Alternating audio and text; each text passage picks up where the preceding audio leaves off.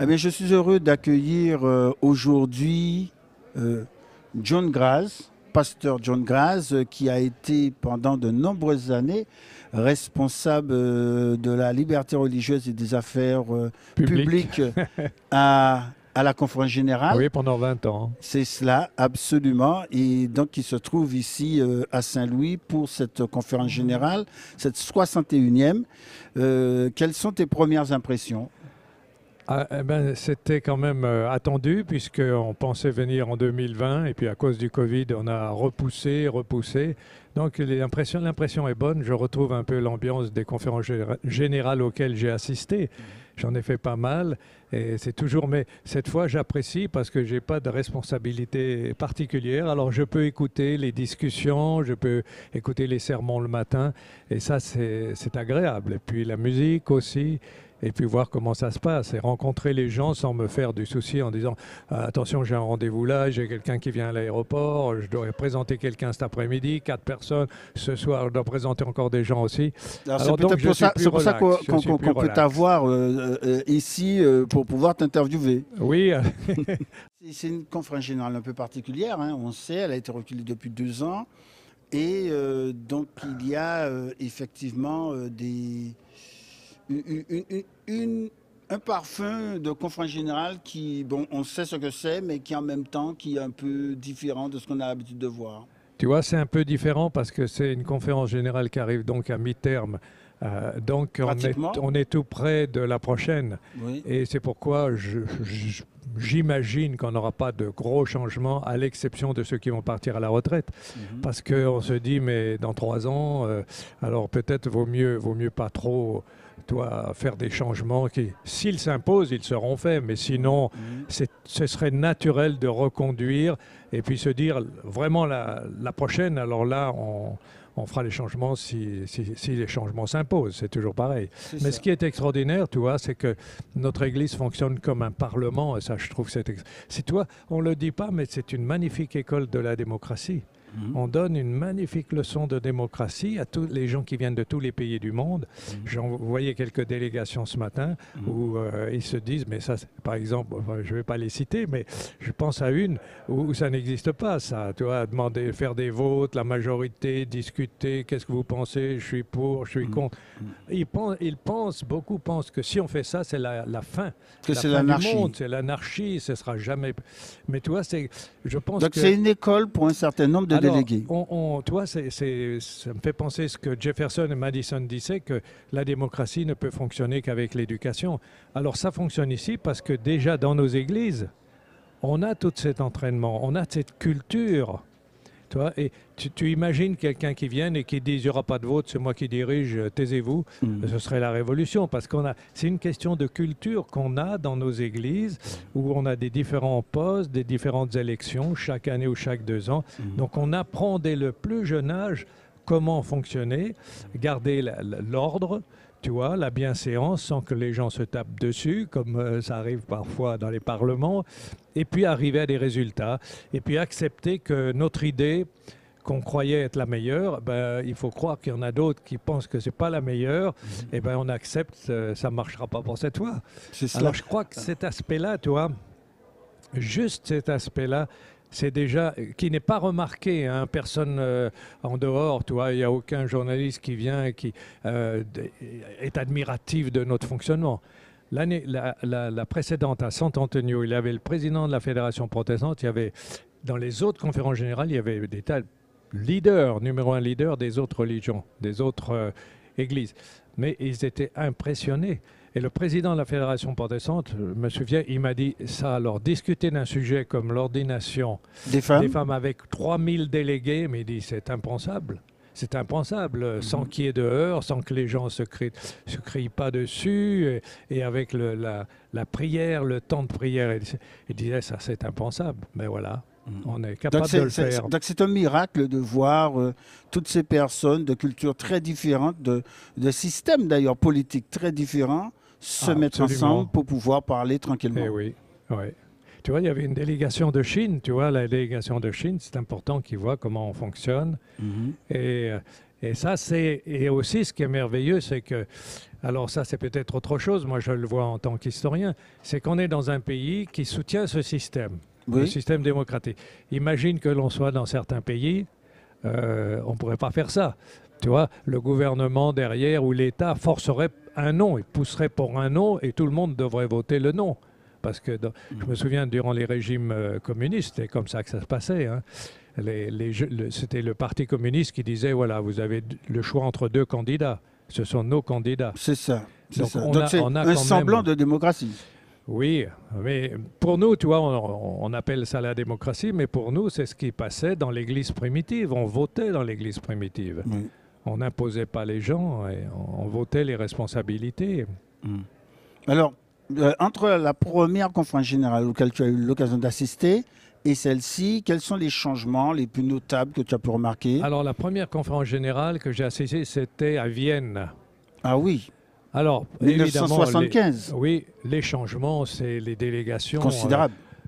C'est un changement considérable. On est vraiment, à l'époque, c'était quand même américains, européens, principalement, disons occidentaux. Voilà. La majorité, il y avait d'autres, mais... D'ailleurs, j'ai noté que jusqu'en 1970, tous les présidents, à l'exception peut-être d'un seul, étaient tous américains pour toutes les divisions. Oui. Et aujourd'hui, vous voyez, dans les responsables, je me souviens à l'époque même à Vienne, hein, les gens disaient mais on n'a pas de cadre, on n'a pas encore de cadre et tout. Aujourd'hui, on voit la richesse extraordinaire qu'on a. Et elle se confirme par les responsabilités, par les élections, par les postes qui sont... Tu vois, le président, il a une carrière plus en dehors de l'Amérique qu'en Amérique. Aux États-Unis. Donc, il est américain, mais il a quand même grandi du point de vue administratif en Afrique. Après, il est allé en Russie, etc. Donc, il a cette vision internationale. Le secrétaire, c'est un Brésilien. Absolument. Un Brésilien. L'Amérique du Sud est représentée. Et puis, le trésorier, il est un Jamaïcain. Ici. En plus, un Jamaïcain, tu vois. Donc, il est américano-jamaïcain, mais quand même. Hein. Donc, on a une diversité. La même chose au niveau des vice-présidents. On aimerait avoir plus de femmes, tu vois, mais bon, ça s'est trouvé comme ça. Mais voilà, bon, ce qui est bien, c'est que vraiment, on suit. Et alors, si tu vois les délégations, le nombre, par exemple, de délégués qui vient d'Afrique, c'est quand même considérable si tu fais la comparaison avec Vienne. Ah oui, avec ça Vienne, c'est certain. C'était essentiellement des missionnaires qui représentaient l'Afrique. Oui, mais maintenant, grâce à nos écoles, tu vois, grâce à l'Église qui grandit dans ces différents pays, on a des gens tout à fait compétents et personne ne remet en cause la compétence des leaders. Alors ça, c'était un changement qui est dû à l'évolution de l'Église dans les différents pays du monde. Oui. Alors c'est la première, je dirais, conférence générale, d'une part hybride et aussi médiatisée, puisque peut-être compte tenu de cela d'ailleurs, elle est complètement transparente par rapport à cela. Tout le monde, complètement, quel que soit l'endroit où il se trouve sur Terre, peut suivre entièrement la totalité. Ah oui. C'est du jamais vu. Comment tu perçois cette évolution? Ça va durer?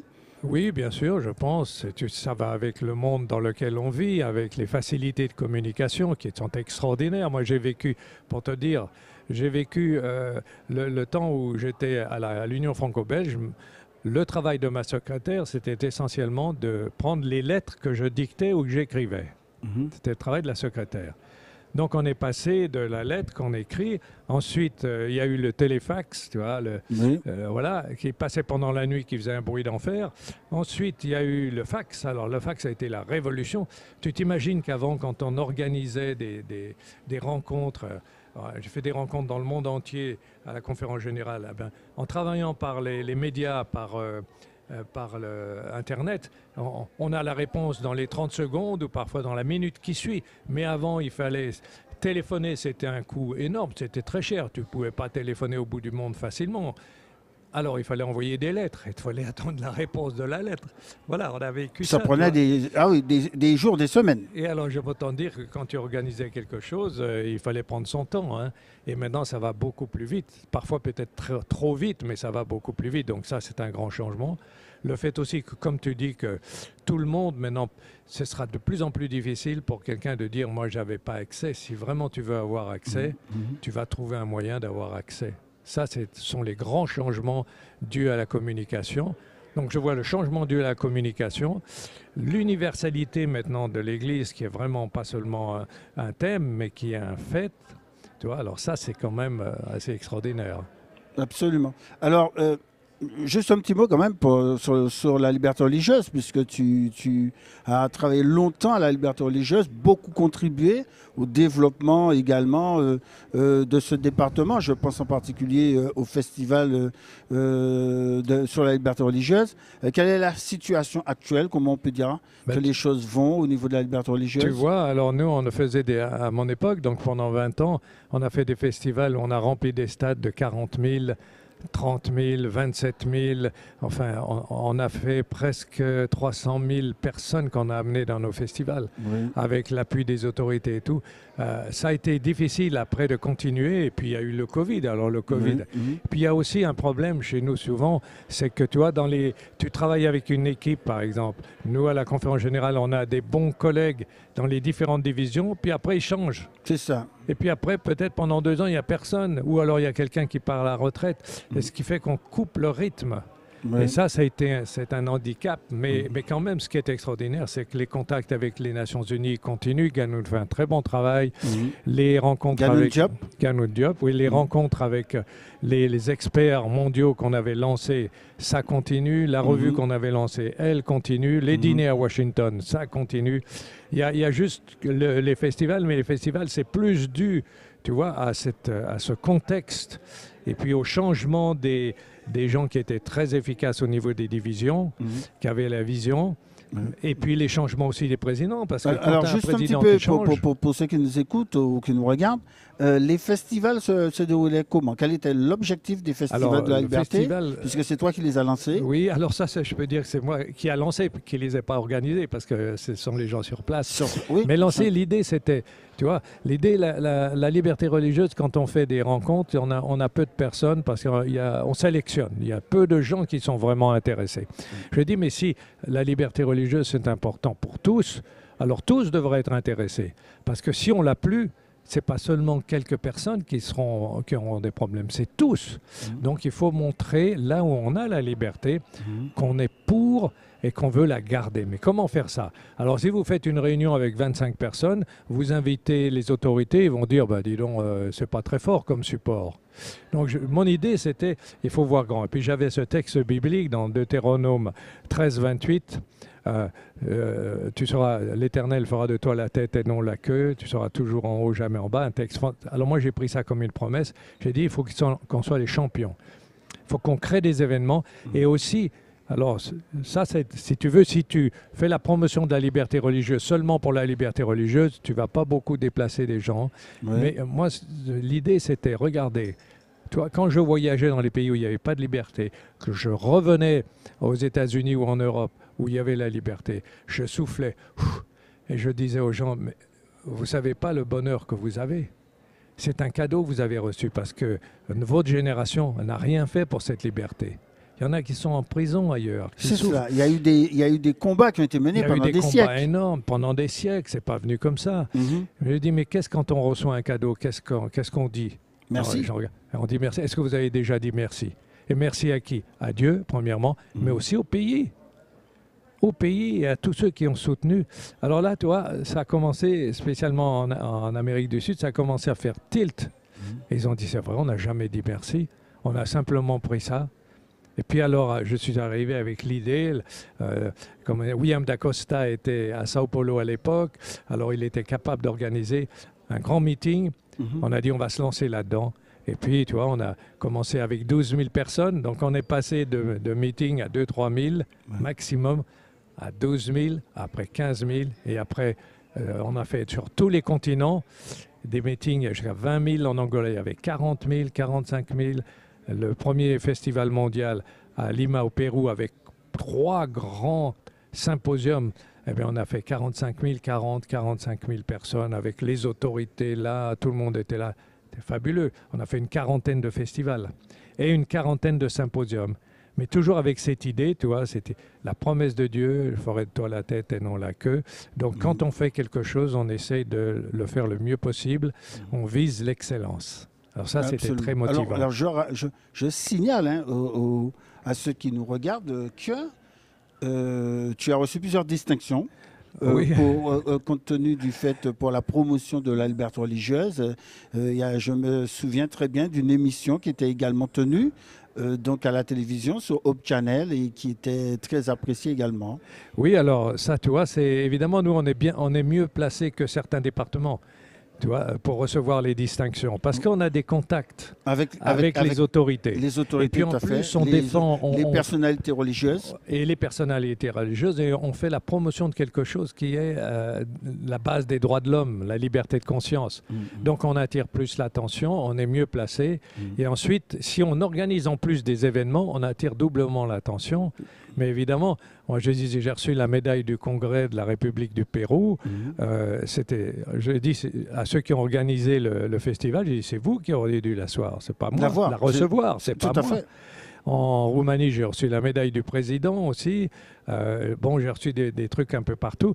Mais tu vois, c'était surtout le travail des gens sur place. C'est une forme de reconnaissance en fait. C'est une reconnaissance en fait, voilà. Oui, tout à fait. Alors c'est pas toujours bien compris de la part de certaines personnes, on peut en profiter pour en parler, tous ces contacts qui sont pris par les leaders adventistes au niveau des personnalités religieuses, parfois même auprès du pape, ou encore des personnalités politiques. Qu'est-ce qu'il faut qu'ils comprennent réellement? Quel est le véritable sens de faire cela? Est-ce qu'on se compromet parce que juste on a été serré leurs mains, qu'on a des contacts avec eux? Quel est l'objectif réellement? Est-ce que c'est important vraiment de faire ça? Tu vois, Jésus disait, hein, on est le sel de la terre. Le sel, tu ne le mets pas à côté, tu le mets dans les aliments. Oui. La lumière du monde. Jésus a eu des contacts avec tout le monde. Il a eu des contacts avec les Romains, il a eu des contacts avec tout le monde. Incroyable, les contacts qu'il avait. Et puis Ellen White aussi. Ellen White, elle est même allée parler de la santé dans d'autres églises. On oublie souvent. Et elle est beaucoup moins sectaire que certains de nos gens. C'est parce que les gens, tu vois... Jésus a été imprimé dans une imprimerie protestante. Oui, mais c'est tout à fait. Alors les gens pensent que contact signifie trahison. C'est ça, c'est cette idée. C'est une idée fausse. Si tu penses que tous les contacts signifient une trahison, il ne faut plus parler à trahison, il ne faut plus parler à tes voisins. C'est cela. Hein? Alors tu vas vivre comment? C'est comment que l'évangile va être répandu? Si tu savais les suites de contacts qu'on a eus, je pense à ces gens du gouvernement espagnol, par exemple, qui nous posaient toute la journée des questions sur ce que l'on croit.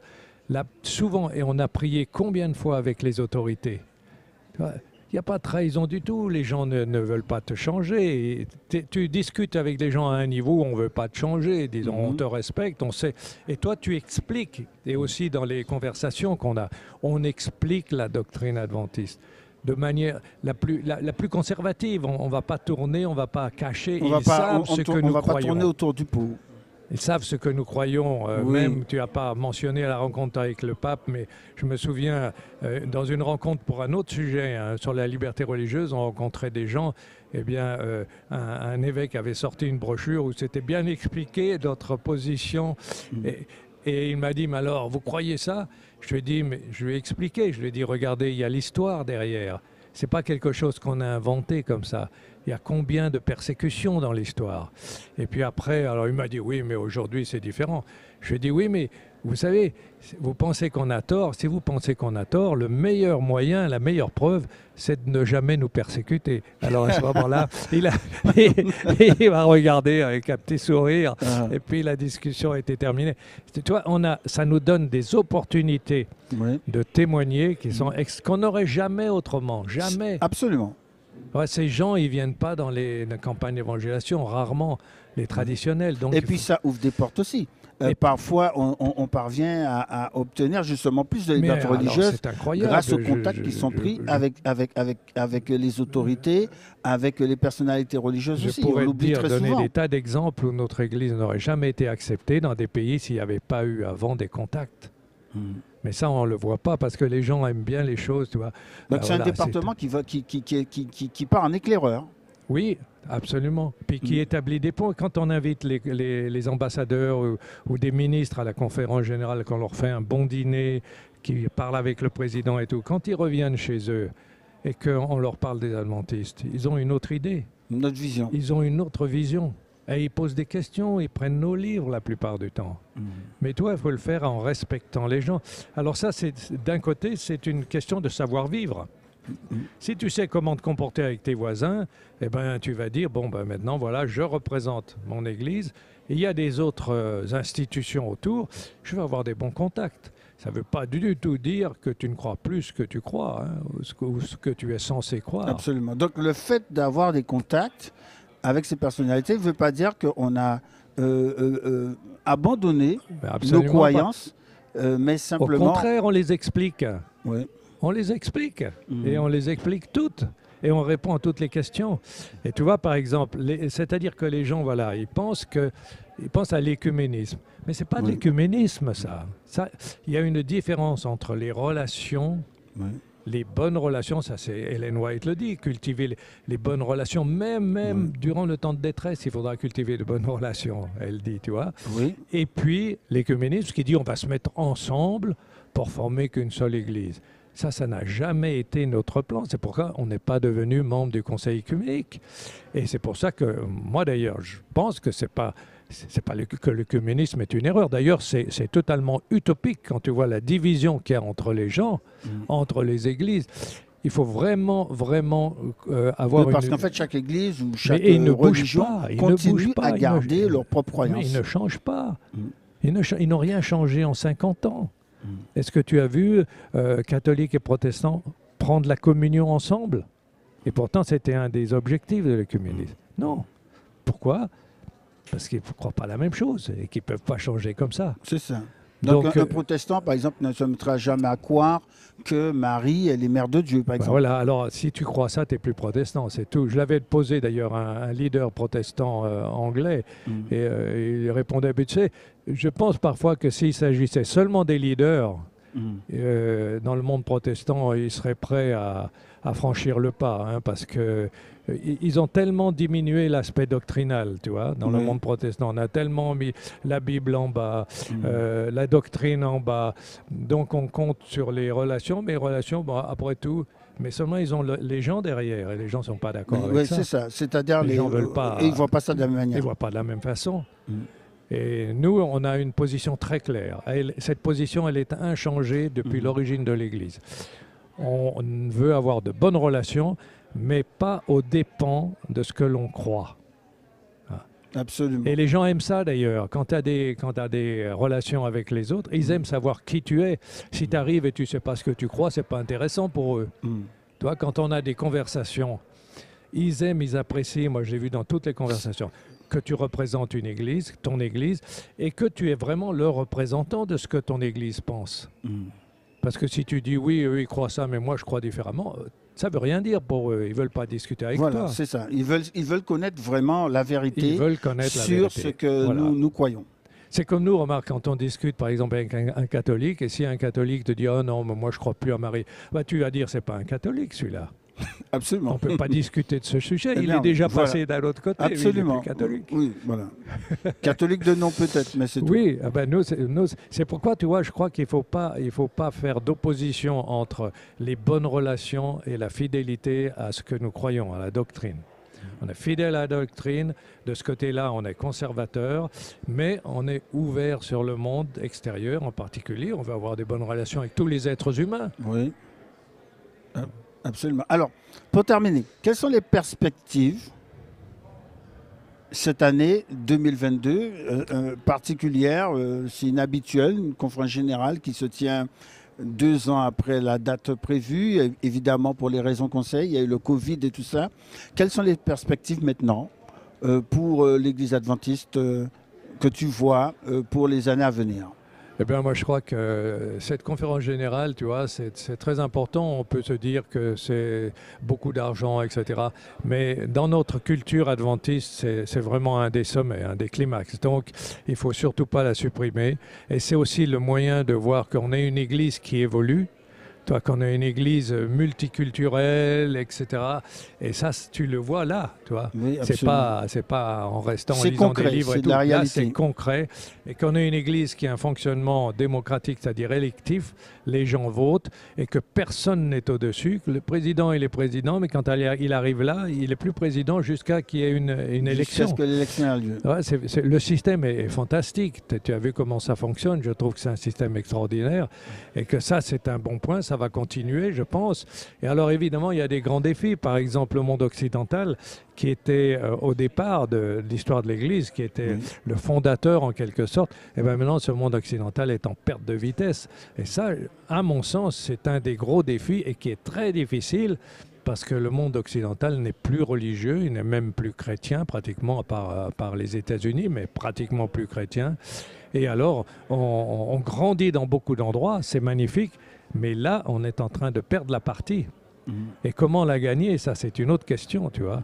Et ça devrait être une grande interrogation. Ça doit être le sujet d'une grande réflexion Une et grande d'une réflexion stratégie parce à mettre en place pour qu'on est cela. en train de perdre. C'est un peu comme le moment où les chrétiens ont perdu les juifs. Tu vois. Les juifs sont partis, ne sont plus venus dans les églises chrétiennes.